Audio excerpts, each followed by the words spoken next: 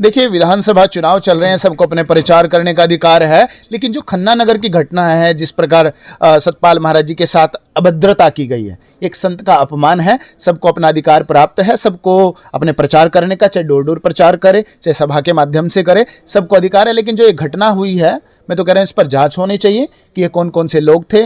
आप कोई कह रहे हैं कि नशेड़ी लोग थे या जो भी थे, इस पर जाँच होनी चाहिए। हम इसीलिए तो सतपाल ब्रह्मचारी जी को लाना चाहते हैं।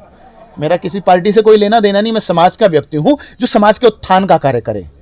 सतपाल ब्रह्मचारी जी एक ऐसा व्यक्तित्व है, हमने देखा है कोरोना काल में उन्होंने कितनी अच्छी भूमिका निभाई है। प्रतिदिन 6000 लोगों को भोजन कराना, गरीबों की सेवा करना, यदि किसी के घर में सुख हो दुख हो, यदि सबसे पहले कोई व्यक्ति पहुंचता है ना, वो सतपाल ब्रह्मचारी जी हैं।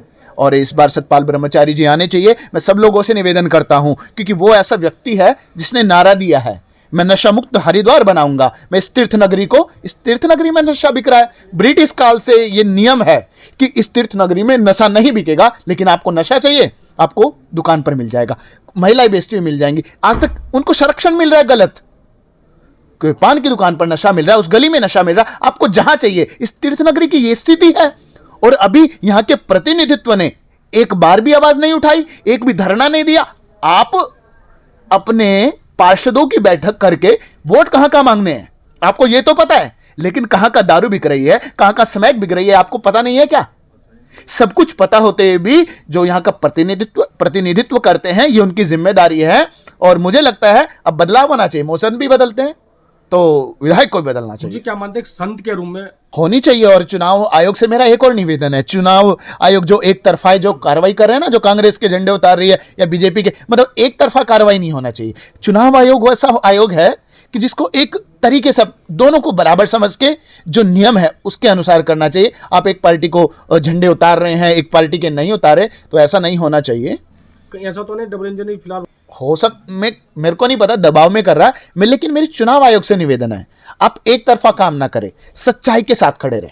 महाराज जी मेरा हरिद्वार की जनता को सीधा सीधा संदेश ये देना चाहता हूं, ये संत नगरी है और संत नगरी का विधायक प्रतिनिधित्व संत ही बनना चाहिए यहां का विधायक, ताकि वो आपकी समस्याओं को समझ सके। क्योंकि संत हृदय नवनीत समाना, जो आपकी पीड़ाओं को समझ सके। आज तक हमें क्या मिला है?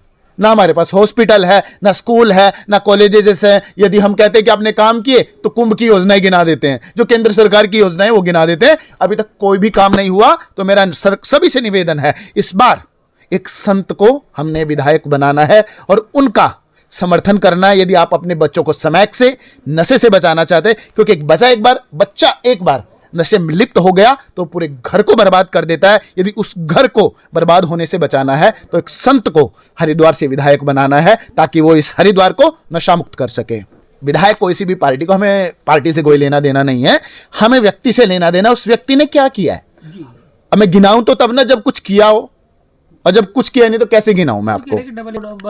तो ये क्या की योजना है? ये प्रदेश सरकार की नहीं। ये कुंभ का जो बजट आया था वो केंद्र सरकार की योजना है, और जो ये रोडें बनी है नितिन गडकरी ने केंद्र सरकार की योजना से बनाई है। ये प्रदेश ने नहीं किया है। प्रदेश ने क्या किया? आप भी नहीं गिनवा सकते, आप तो हरिद्वार में रहते, आप गिनवा दीजिए। आपके पास है जवाब? नहीं मिलेगा। जब किया होगा तभी तो मिलेगा। अब आप मेरे को कहें अपनी जेब में से कुछ पैसे निकाल के दो, अब तो मैं कहां से दूं?